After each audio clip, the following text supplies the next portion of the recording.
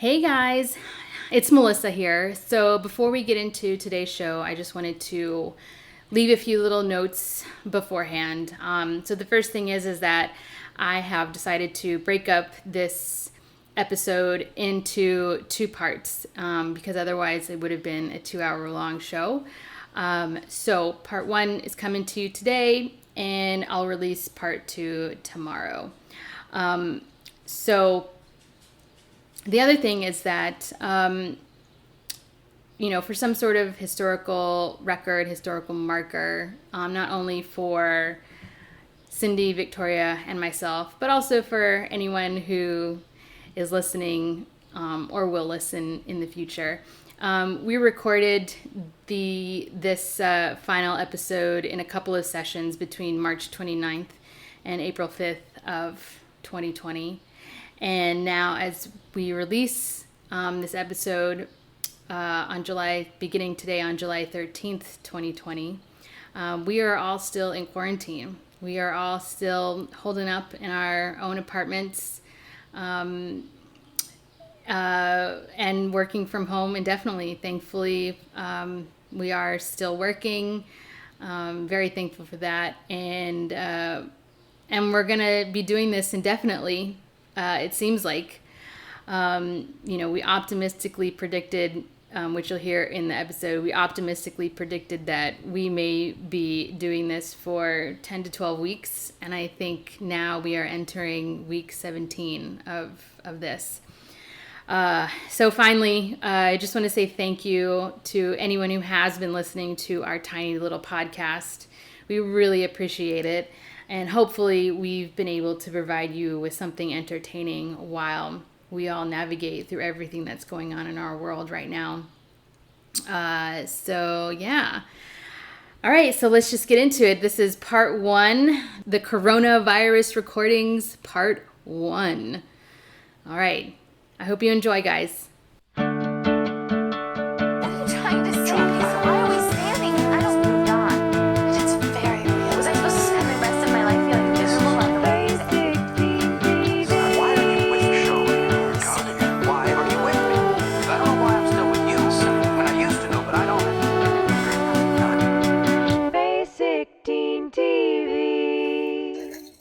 Guys, let me do the official intro and stuff. All right. Hey guys, how's it going? Hi. Good. All right, welcome to our final discussion of season 2. We've gotten through all of season 2. This is Basic Teen TV. We're doing things a little bit differently tonight because we are in a current state of self-isolation because of coronavirus. So I am in my apartment in Queens. Victoria is in her apartment in Greenpoint, Brooklyn. And Cindy is coming to us live from where? Where, Vermont? Burlington, Vermont. Burlington, Vermont. And I barely even know where I am. I just happen to be here for the quarantine. Yeah, so we're all in quarantine mode. And and so tonight we're talking about season 2 of Dawson's Creek. This is episodes 19, 20, 21, and 22, which, as we were texting prior to coming online, were some pretty heavy episodes. This is like the heaviest it's gotten in Dawson's Creek so far, I think. The most melodramatic 4 hours of my fucking life. There was arson, there were drugs, there was mental breakdowns. Yeah, schizophrenic breaks. Yeah. There was the fallout of a death. There was the fallout of the leaving, death. Other loved ones leaving Cape Side. Teenagers becoming homeless. Yeah. A lot. It was really just all the things. All the things in 4 episodes. So somber times in real life. Oh, hey! Hey! Let's just get right into it. Coming live from Burlington, Vermont. Coming at you know where from? Burlington. It's where all Londoners go, Burlington, Vermont. Is that where Burlington Coat Factory is? is from? Is that? No, that's Burlington, Massachusetts. Oh, you Oh. don't need it. We It's hate Burlington, that. Massachusetts. Dummies. Dummy. Oh, I should also tell the listeners that we are doing this via Google Hangouts. This is how we now have to hang out with each other. Like, we can only see each other through the screens now. And so another reason why I wanted to do this on Google Hangouts, because I think will be an interesting history marker, an interesting timestamp in our lives for us to look back on. So not only do I want to make sure that this is known through the recording that this is how we're doing things now, but also we have kind of like a video evidence of it, I guess. Evidence is a weird word to use, but yeah. So Historical record. Exactly. Google Hangouts, an attempt to act like life is normal when it's very not normal right now. Sorry, I'm feeling a little dark about the situation. We are on week 2 of what will probably be 10 to 12 weeks. We're ending week 2. I'm going I'm saying But right, yeah. We're only into it 2 weeks. We have who knows 8 to 10 more weeks to go, probably. Who knows? We don't know. Yeah. So we're all trying to make the best of it, hopefully, and all trying to survive it. But we should all be thankful for our health at this present moment, and that we have the ability to still connect this way, I think. Yeah. So season 2, episode 19 is where we're starting. The episode is called Rest in Peace. So this was the episode after Abby drowns in the cold waters of Cape Side. And what is the body of water in Cape Side? I don't think they've ever said. Cape Side River. It's not called Dawson's Creek. Right? I don't think so. I don't think they've ever said what that body of water is that I guess is surrounding Cape Side. Is Cape Side a peninsula? I don't even know. It's just there's water in a lot of scenes. I don't know the geographical layout of the town. Okay, so Abby dies. She drowns in Dawson's Creek, and and there's like a whole fallout after that because everybody hated her, and now she's dead, and now they all have to like act respectful. Yeah. Even though she was like a raging bitch. I was trying to remember this episode. Like I remembered it differently. I thought for sure that, so I don't know if I can say this now without giving too much of it away. So I think one of the opening scenes is, the opening scene of the episode is really creepy because Dawson and Joey are back together and they're a happy couple and they're coming back from the wedding that they all just worked and climbing up Dawson's ladder and they're making out the whole time and they get into his room and they're both freaked out because Jen is a crying mess on Dawson's bed and and like pours out to them that Abby has just died. And I was like, that's weird for her to do that. And then the next day they're at school and they're introduced to a grief counselor who I guess they're trying to like tell the audience like this grief counselor has been here the whole time. Like she's someone that's staffed by the school. How or something. unhealthy is it to put a bunch of children in a room and force them to talk about some dumb asshole that fell into the water? Like, I just feel like if you're mourning a loss or not mourning, you don't even want to talk about this asshole. It's better to do like a one-on-one thing. You're forcing people to talk. And then they had those memory armbands. Remember that one? Well, that seemed more like a student run type of thing. It wasn't like something the school did. It was something that that one girl who was a part of whatever club she was a part of She was like, "Oh, let's memorialize her death with this duct tape armband. Yeah, it was like a piece of like crepe paper. Yeah, it looked like streamers loosely draped over your arm. Yeah. You would like lose it like halfway through the day.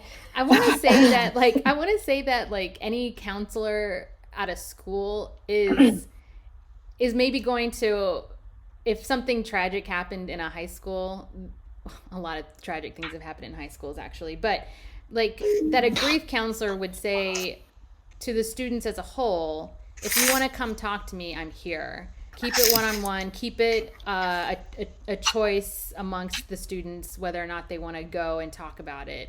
Jen, like she's been on the verge of tears throughout this whole episode since the episode started, and she just kind of like runs out. And Andy is like saying that Jen was vibrant and vivacious and curious or whatever she said about her. I can't remember exactly what she said, but it's almost like she was saying like positive sounding things, yet like kind of masking what she was really trying to say. Like, well, yeah, because she didn't like her right at all. Like they were like nemesis or whatever, and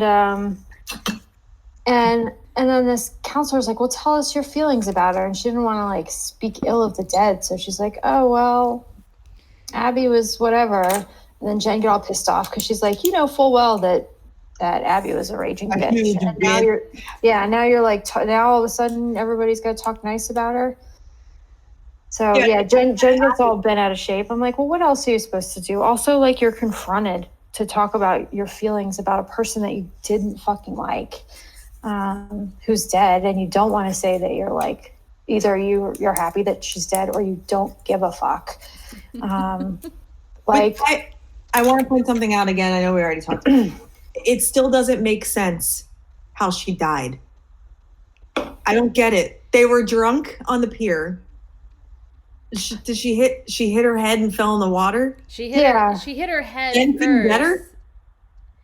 No, Jen jumped in after her, after she'd already fallen into the water. But she like bumped her head really, it was supposed to come off as like she bumped her head really hard. And Jen was like laughing at her, and Abby was like, oh, I can't believe you're laughing at me, and like was flailing her arms or something, or trying to regain her balance after falling over, and then lost her balance even more, and then falls into the water. And the only thing I can assume is that they're wearing coats, so maybe it's chilly, and they're in the Northeast, so the water's already cold. And it's a lot of speculating that we have to do to figure out something that should be simple. Like hypothermia set in super fast. Okay. I mean, I guess, but they were also on like this little pier, like right by the edge of the water. It seems like Jen could have jumped in and just like pulled her out. It seemed like she could have just stood up when she fell in the water. I mean, just stand up. We don't know out of the water. We don't know how deep was it up is. Really high. Maybe she like fucking broke her neck when she hit the water. Who knows? I mean, depending on we'll how, never know. Right, yeah. Depending on how, I don't think she was up this high, but you know, people who have like jumped off the Golden State Bridge, you know,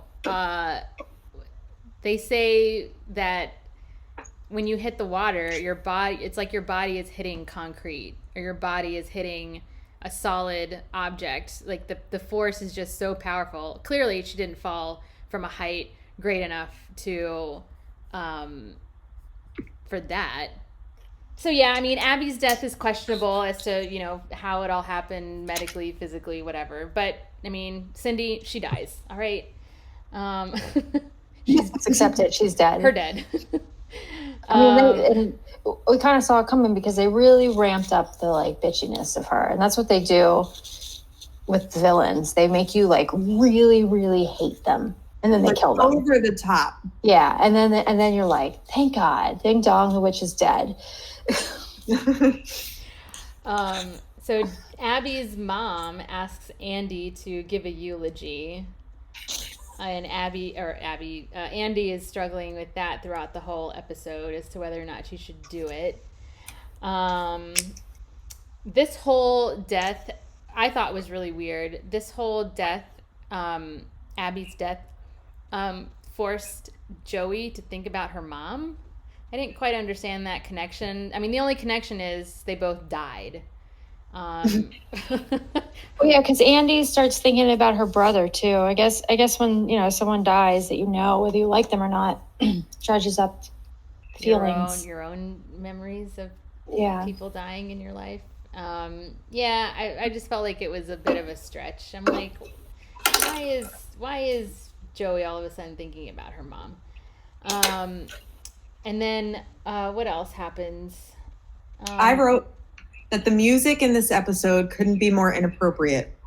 Consistently pop punk. I'm getting mixed messages on how I'm supposed to feel. I'm surprised Mighty Mighty Boss Tones wasn't playing in the funeral scene. It was constantly like scenes where like this dramatic thing is happening, and then it's just like, what's a Mighty Mighty Boss Tone song? I don't even know. What is that one song that they had? They had one. I feel like they were like the one. Yeah, never had to knock on wood, but I'm gonna if I tried, and I'm gonna if I could. And they're in like a church at a funeral. That's so weird. Like, I didn't even. They were playing just like the weirdest pop punk radio garbage. I did not even pick up on the music selection at all. It was... I don't see how you couldn't. It just did not make sense consistently every scene. I might have to go back and watch a few parts of the episode to see what you're talking about. I don't remember that. So at the funeral, the priest or the minister or whatever, says like if any one of Abby's friends and family, or if anyone has anything they'd like to say, Mike is yours, basically. And we're all sitting there wondering if Andy is gonna get up and say anything.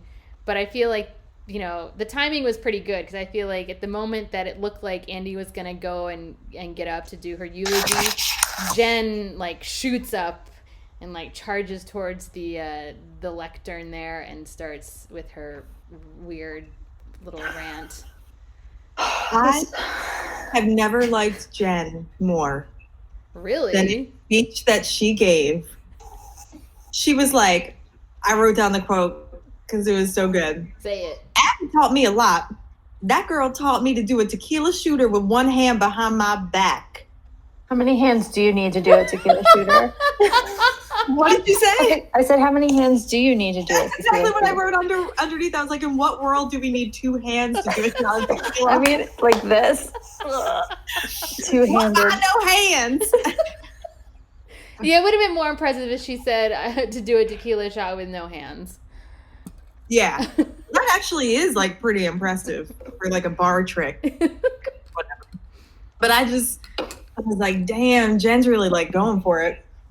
I thought for sure one of your comments would have been like, it was over the top. Like her whole, God doesn't exist and here's why sort of rant that she gave. I was like, what is she even, is she drunk right now? Saying this?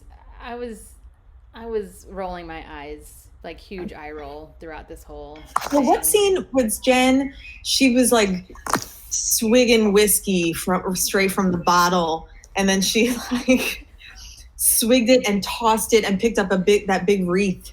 And she didn't. No, she didn't throw away her alcohol. She just threw the wreath. Yeah, because she went to the same spot where Abby fell off. Right, and she was just drinking. She was like, she was wallowing in it and like getting blasted. Meanwhile, people had come by and left like flowers as a remembrance or memorial of some kind. Was that the same day as the funeral? See, I think she got drunk before the funeral, or like it was either the day or earlier that day or something. Yeah, I think the funeral happened after that scene. Her whole mentality and her whole vibe this episode was like what I aspire to do. Really? A like fuck it all teenager? Fuck it all. Bad girl from the streets of New York, and now I can't. My friend just fell off the pier and died in the water, and now I'm just like swigging whiskey on the pier and throwing wreaths and giving blasphemous speeches in churches. That's what I want. That's what you want out of your life? That's what you want your life to be? I want to be that cool. Oh, well, Jen's little speech there gets her kicked out of Graham's house. Mm-hmm. Yeah. Graham's took it as a personal attack. Jen's speech was a personal attack on Graham's. And she was like, clearly you don't respect me or my rules, so you can't be in this house. But it pained Grams to say it. It did pain Grams to say it. Because as soon as she closed that door, locking Jen out, she started like tearing up. She didn't want to kick Jen out. But when you're just like that much of a badass, you can't be contained. I think I just spit some of my food on my keyboard. You can't be contained by Graham's restrictions, This is also the episode where we start to see Andy cracking a little bit more. I just thought, I didn't really get. I think I think this is like one of the last scenes of the episode. I didn't really see this as Andy starting to go crazy. I just kind of saw it as like grief. As grief? Yeah, exactly. Yeah.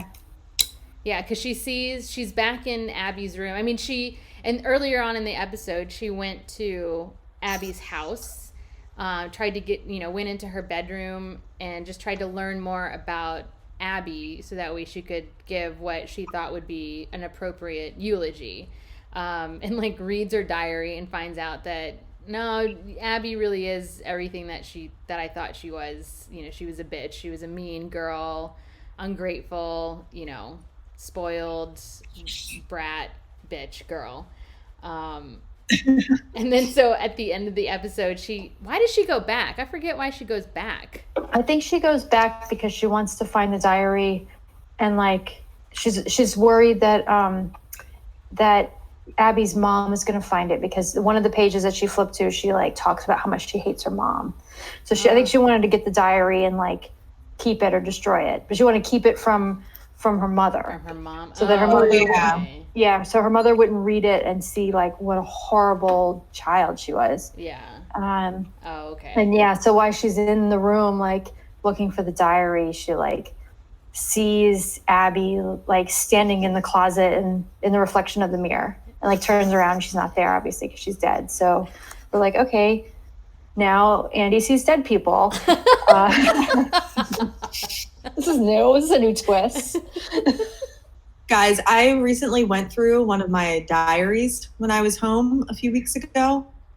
Nothing close to any of the shit in Dawson's Creek. I had a diary / little journal thing with my friends, so we would write each other, and it was just for us, and we would pass it back and forth to each other. Oh my god, me and my friends did the exact same thing in high school. We have a whole notebook where it was 4 of us, and we would take it for a class and write a note to everybody, and then if we'd see each other in the halls, we'd hand it off. Yeah. Mine, every single one that I wrote was Jackie, sup Jackie, and MH. Just hanging at my dad's house watching Conan O'Brien. And then there was this one where it was Jackie, sup Jackie, NMH. Sorry it's been so long since I wrote. And I looked at the date at the top. It had been 3 days. It's been so long since I wrote. Just been busy. Yeah, sup, I mean, Jackie? I think, hey, yeah. Jackie. I think that's basically what was most of the content of my little group journal diary with my friends.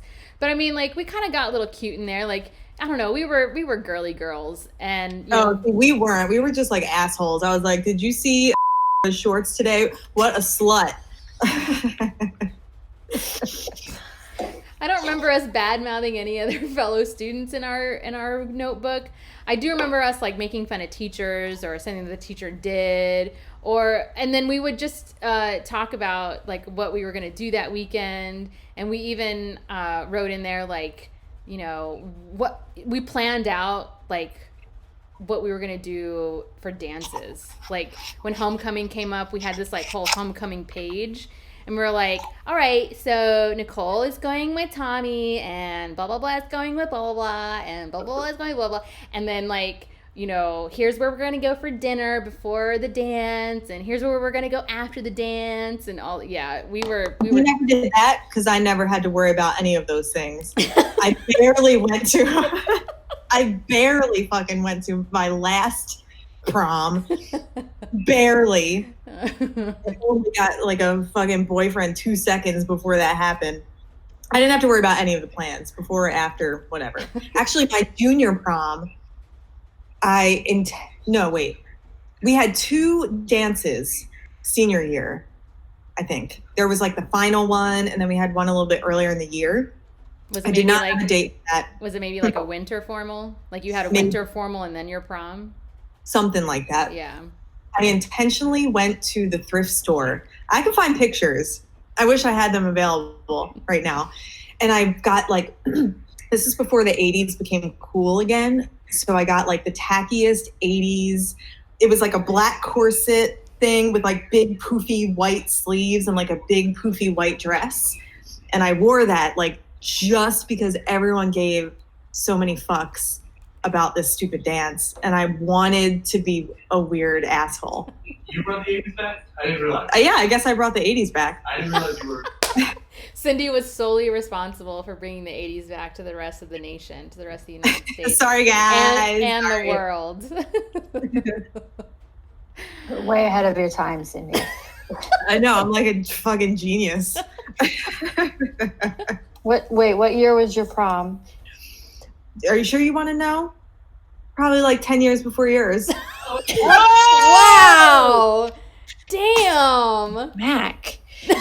Real during quarantine. No, it was I graduated high school in 2003. Oh my God. What? Right? Cindy, you graduated high school when I graduated college. I was already out of college 2 years. I was moving to New York that year, 2003. You wanted to know the year? You shouldn't have asked. Okay, well, I take it back. You weren't ahead of your time then. I was thinking you were bringing the 80s back in the 90s, but you weren't. You were bringing it back in the 2000s. That's when it was brought back. No, not in 2003. You were already following a trend. Sorry, Cindy. We take it all back. At least I was still in high school in 2003. Ooh. Victoria was probably glad to be out of high school and college and her house, her parents' house. So, yeah, okay. All right. So the funeral. No. All right. Funeral. Back to the. No. We did the funeral. God, Cindy, can you finish eating? Yeah, we're recording something, Cindy. Sorry. I mean, put your thing on mute. I put mine on mute when I'm vaping. Okay. Wait, y'all are both on mute right now. You can't do that. All right, I'm off mute. All right, episode 20, Reunited. Episode 20. I'll be right back. Was there anything else about rest in peace episode? I think we covered most of it. Yeah. Yeah, it was very melodramatic, and then by episode 20, everybody has forgotten about Abby. I mean, the episode's even called Reunited. It's like a very positive sounding episode. Well, yeah, it opens with like the whole gang together in Dawson's room doing movie night. Night. So like, because Joey and Dawson are back together, and was Jen there? And like Andy and Pacey and Pacey are Jack. Happy in their relationship, and then the two like fifth and sixth wheels are Jack and Jen. But yeah, everyone is all friends, and like I think it's Dawson. Is Dawson the one who says something about how it's great that we can all hang out and be friends again? And it was, because Dawson's character, for the most part, is always this like positive, happy-go-lucky, or like not positive, but just like he romanticizes everything, and he's so like blissfully unaware of certain things. He's simple. He's a simple guy. Yeah. And Jen's like, I don't know if I'd go that far to say that we're all like that we brought the gang back together.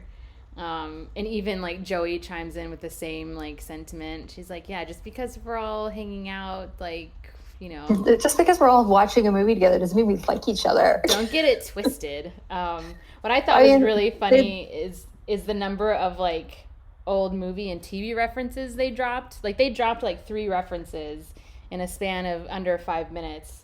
Like Andy mentions that this is like St. Elmo's Fire, and then Jen is like something about 90210, and then at the very, very end, Pacey's like, I'm sorry to tell you guys that this is just like the Peach Pit, which I think is that a 90210 reference too, or is that a Saved by the Bell?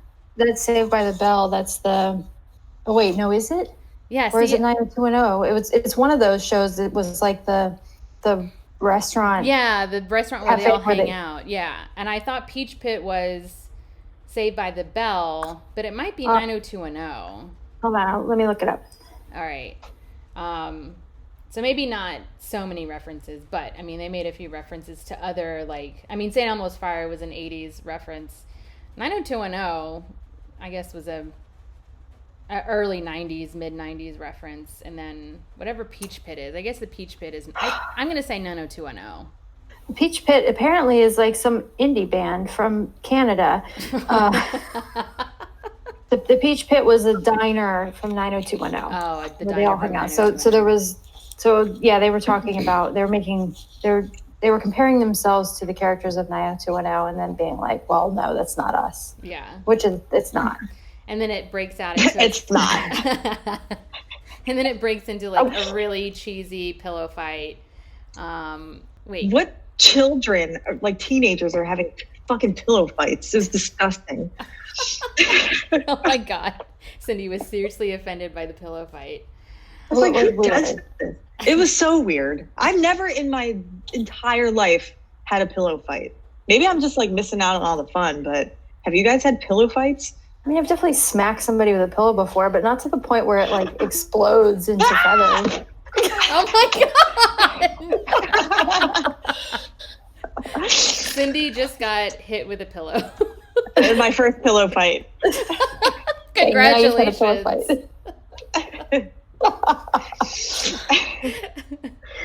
I mean, the pillow fight made me uncomfortable, but not uncomfortable in any other way than I just thought it was like way too cheesy, way too over the top. That's why I thought it was a dream sequence.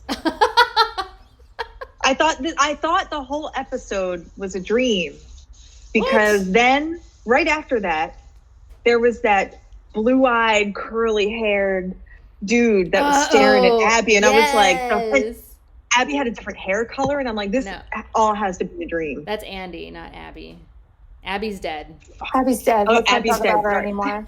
Is that a picture? It makes me too upset.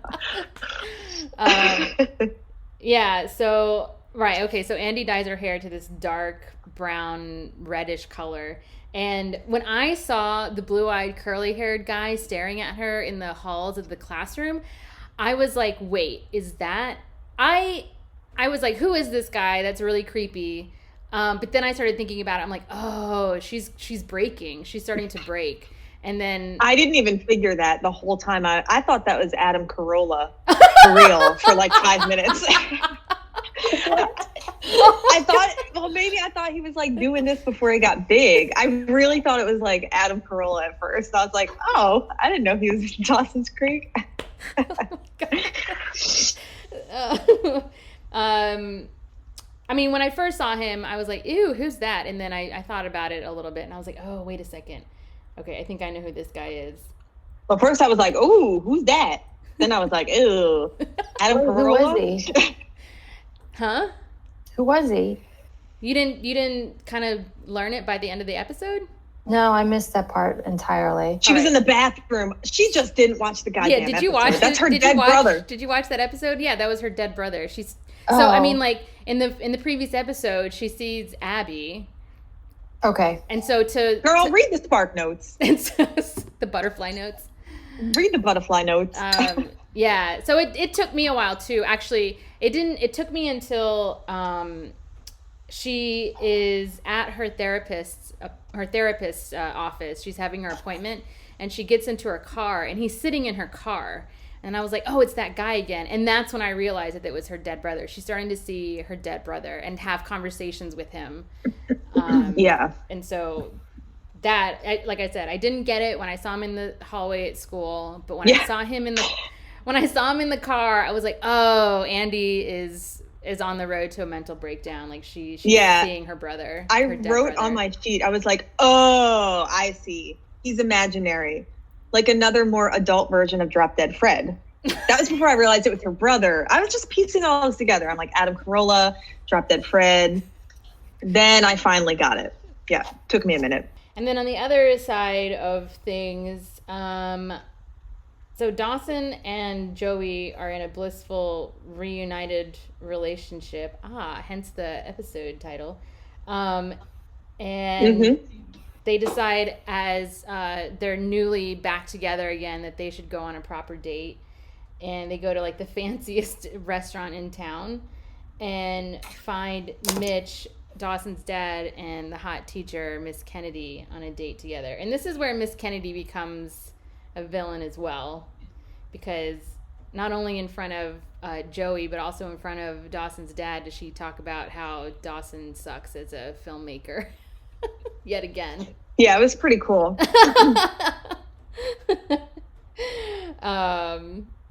And I like how Joey drops the word persnickety.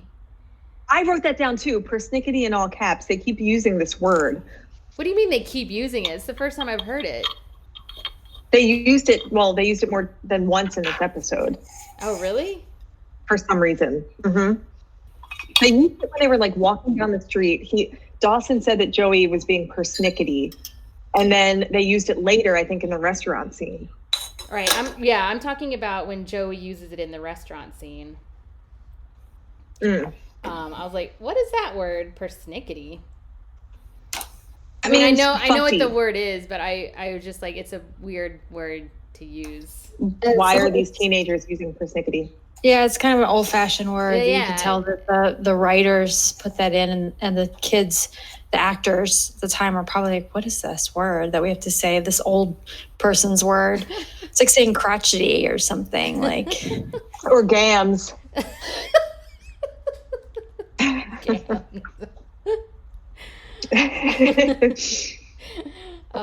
She gives great gams. And to make the evening dinner even more Although awkward, my gay friend in high school always used the word gams. What are gams? Is that legs? It's legs. Okay, that's what I legs. thought. Legs. Legs. Legs. You're walking sticks. Legs.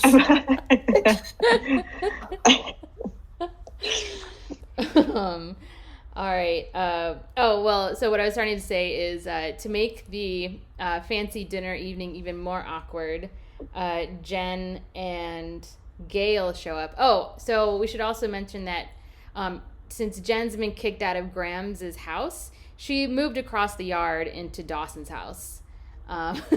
So she still hasn't gone far. But she literally like drug her like 5 suitcases like next door and is like fine living with Dawson's mom. Yeah. She's like, I'm getting far away from fucking Graham. All 6 feet. Yeah.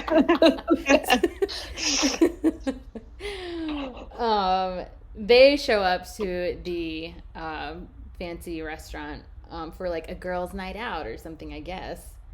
And then the kids cook up this plan to try and break up Mitch and Miss Kennedy and get Gail and Mitch back together. God, Miss Kennedy is such a bitch, right? Kennedy is a bitch. She is a bitch. I mean, yeah, she still continues to like belittle Dawson at this whole dinner and like. Well, that's what I was saying earlier. I think you walked away to get a drink or whatever, but like she's not only like continuing to, talk down to Dawson and tell him that he's probably not going to make it as a filmmaker. I mean, not only is she saying that in front of Joey, which she probably feels like there's not a power struggle there between her and Joey, but like in front of Dawson's dad, I was like, why would you say that in front of the parent of one of your students? Yeah, not only that. Sorry, go ahead. It's a very like frank adult conversation to have with a teenager while you're on a date with a teenager's father. I'm like, what is this? And then Mitch just like sits there and watches the whole time. I'm like, Mitch is a tool. Yeah, I'm like, stick up for your son.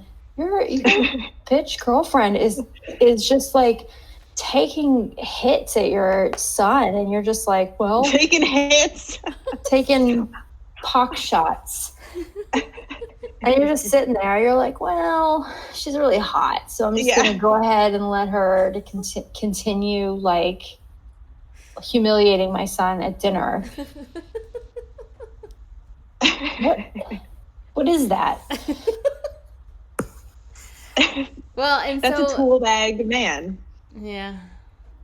Also, when she runs into mom in the bathroom. Oh, yeah. She's also just like a rot cunt.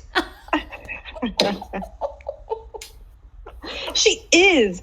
Like, if you run into your boyfriend's ex-wife in the bathroom and she's clearly like distraught that he's dating a younger, hotter version of her, don't treat her like shit. You have the upper hand here. You're the younger, hotter, new girlfriend. Don't be a bitch on top of it. God. Okay, yeah, I'm glad you brought that up because I almost forgot about that little incident of the two women running into each other in the bathroom. And so I guess while they're in the bathroom, the teenagers try to cook up some plan to not only break up Mitch and Miss Kennedy, but then bring back Mitch and Gail together. And I mean, it doesn't work. Gail gets it in her head like that they've made some sort of progress. Oh, is this the episode also too that where Gail has the job thing? Yeah, it started in this episode, I think. Okay, so Gail has an opportunity to move up in her career and to be a correspondent at a bigger what do you call it? A bigger network or a bigger market in Philadelphia, and she's considering it because Mitch hasn't given her any signs that they'd want to even try to work out their marriage. Oh my gosh! So I almost forgot about this. So while everyone else is at the fancy dinner or restaurant, Andy, Pacey, and Jack are dealing with what seems like a more serious situation. It doesn't seem like it. It is a more serious situation. One that I don't think two teenagers should have been handling at all. Yeah, they shouldn't even have been living in that house alone with their schizophrenic mother to begin with, or whatever. I can't remember what her mental illness is, but she was like clearly needed to be in a home. Yeah, she wasn't schizophrenic. She just had a complete shutdown after her son died. Yeah, we only see her in a few episodes like having some like weird episodes, and then you don't see her anymore. And then we assume that she's just like comatose in her bedroom. Yeah. And then now you've got like two, like a 16 and a 15 and a 17-year-old like managing a household with the mom just like not present mentally. Right. And the dad not present physically. Yeah, I don't remember thinking that much about it when I was watching this. I mean, I vaguely remember these episodes. You know, I remember the things like, you know, Andy kind of having this mental breakdown. But I don't remember ever thinking when I was watching it, like, I probably was just thinking like, oh, those kids are so lucky they don't have any parents to deal with. They just get to live on their own and do their own thing. And yet they're still being somewhat responsible and going to class and somehow feeding themselves. So clearly going to the grocery store and making themselves food and, you know, maybe also getting the bills paid. Like who's worrying about the bills? Yeah, who's paying the electricity? That's never been touched on, except that like, I mean, Andy has mentioned a few times in previous episodes that she's like feels overburdened because she's having to like take on all these adult responsibilities and like manage a household. And I'm like, well, why isn't anybody doing anything about this?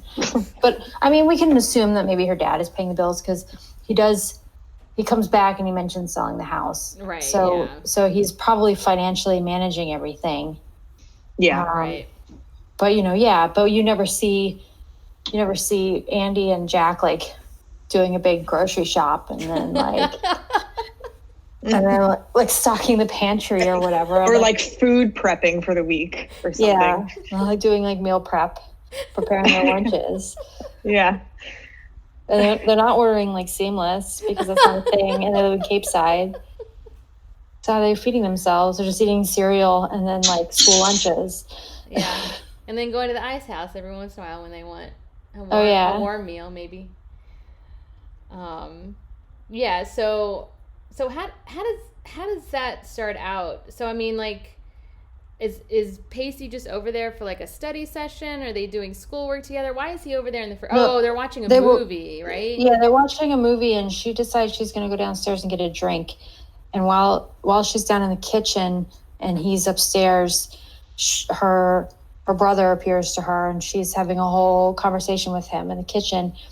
And Pacey goes downstairs to like see what she's doing, and hears her talking to somebody and thinks that she's on the phone. And she's like, oh, I can't tell him. It wouldn't be right. He wouldn't handle it. So he thinks that like she's like got another boyfriend and she's on the phone with him or something. Yeah. And then he like bursts into the kitchen and she's just like standing there with a glass of water. And he's like, what the fuck is happening right now? Yeah, he also found like an old family photo album under her pillow. And he's like, why are you looking at these right now? And he notices that in that photo album, her hair is the same color that she's just recently dyed it to. And he's like, you're trying to make yourself look like how you looked back then. Like, what's wrong? What's going on with you?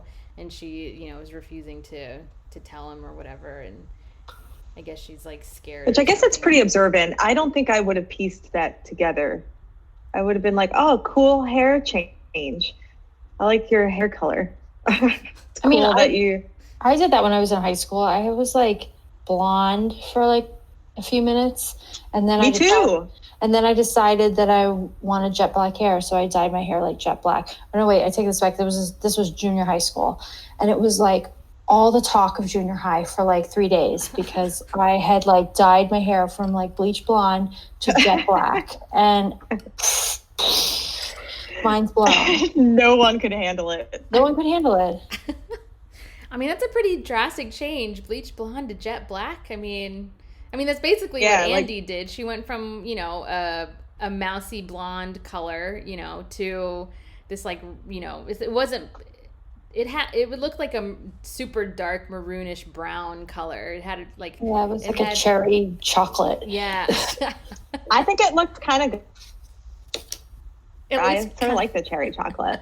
I have one comment to make more about this episode. Okay. Did anyone else notice that Andy was wearing I Love Lucy pajamas during her breakdown? Yeah, she was wearing I Love Lucy pajamas, and they had chocolates on them from the Chocolate Factory episode. The Chocolate Factory episode. And I was like, damn. Where can I get them? A. And I feel if you're going to have a mental break, I feel like you should be wearing I Love Lucy pajamas. It seems appropriate. If you're like locking yourself in your room and talking to no one, with people like banging on the door trying to get in, I feel like when they do finally get in and locate you, it's appropriate to be wearing those pajamas. Oh my God, I missed that completely. Only you would notice that though. That would be definitely something only you would notice. Although it sounds like Victoria's noticed it too. I missed it completely. Victoria, did you notice that? Victoria, you're on mute.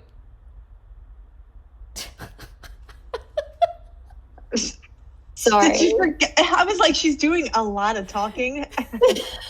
My bad. Did you notice those? I was gonna say I didn't notice, but I do see these online. They're Oh, like she was looking them $50 up though. for you. I think I know what I'm getting y'all for Christmas, if I can find them. And then we should all wear them and do a photo shoot. I like that idea. So, Andy locks herself in the bathroom, right? And she kind of goes off on Pacey, and he's just trying to figure out what is wrong. And then, like, he runs into Jack, and Pacey's like, is it Pacey or is it Jack who, like, says she was talking to someone by the name of Brown, and then, like, Andy descends from the stairs, and she's like, Brown is what I used to call Tim. And that's when Pacey realizes or figures out that, oh, she's been seeing her dead brother and talking to her dead brother as if he were actually here. And then I also thought it was weird that as a child, brown was her favorite color. I was like, what child picks brown as their favorite color? No child. No Yeah, child. the color of poo and dirt. Yeah, like, I was like, that is a weird favorite color for a child. No, kids Why would like you use pink or green or blue? Yeah. Not brown? Why would you use that as a nickname, though? Just because it's your favorite color? Well, no, she said she couldn't pronounce his name, and so she was just calling him by her favorite color, because that was, I guess, maybe one of the few words she could say. I would have that child in early development classes. Stat. What was the guy's name? What's her brother's name? Timothy. She couldn't pronounce Tim. I would for sure have this child in early development classes. Is there something wrong? It's like his name was like Jeremiah or something. Tim. It's one syllable. It's Tim. I bet I bet her parents were trying to get her to say Timothy. And she was like, fuck you, brown. Yeah, it is my favorite color. Brown. But yeah, children can't say Timothy. So, are there any more comments on Andy's, like, major meltdown? She, like, breaks a mirror. She broke the mirror. She's having, like, an inner struggle. Like, Pacey, I think Pacey tries to do the same thing with her as he did with her mom in the grocery store. In, like, I think his method of trying to alleviate the situation was very similar. Instead of, like, denying or not believing that she was seeing Tim and talking to him, he kind of just said, I believe you. I believe what you're saying is true, and I believe that the fact that you can see him is real. But, but at the same time, like, trying to, like, calm her down and, like, bring her out of whatever breakdown she was having. Yeah, and that's the best way to deal with it. What a mature, young boy. I know. How did he get, though, that mental, like, capacity to do that? Because if I were him and I was dealing with that, I would have been like, we need to call 911 right now. Yeah. If you're like a 16-year-old and you're dealing with another 16-year-old having like a psychotic break, I'd be like, what the fuck is wrong with you? As a 16-year-old me, I would not say that now. But I would be like, dude, get it together. No, I would have been totally freaked out. I would have been like, what's going on right now? I don't know if I would have immediately called 911, but I probably would have definitely immediately called my parents as soon as I felt that I was in danger. Because I don't know, like, this girl just broke a mirror. Like, she violently threw something up against the wall, shattered a mirror. I may have just run away. Yeah, I mean, I probably would have run to my parents and said something in order to, and they probably would have been the ones to be like, if there's no parent around, like, A, where are the parents, and then B, let's just call the police, because, like, this is not even something that adults with no experience would know how to handle, right? Other than calling the police, which would have gotten doctors involved, and that's how that situation would have been handled. I think if I were in that situation as a teenager. Definitely. And then at the very, very end of the episode, if we're allowed to move on, Dawson and Joey have a sex talk. They talk about the possibility of them boning. Which, I mean, why hasn't it happened already? Because they're pious teenagers. They're proper. Joey's a prude. Yeah. And so is Dawson when it comes right down to it. Yeah, they both are. Yeah. Gross. Just bone already. Actually, I think I wrote that on one of the... Oh, yeah. We haven't gotten here yet. Season 2, episode 22. Have they boned yet? Oh, that's you're talking about... Yeah. Oh, okay. I mean... But it bothers me so much that I wrote it down in my notes.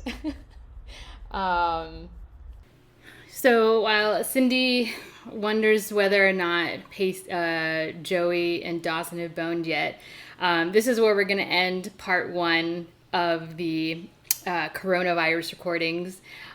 So like I said in the beginning, part 2 will come to you tomorrow, and that's where we'll pick up with episodes 21 and 22, the final 2 episodes of season 2 of Dawson's Creek. So thanks for taking a listen today, and we'll see you tomorrow. Bye!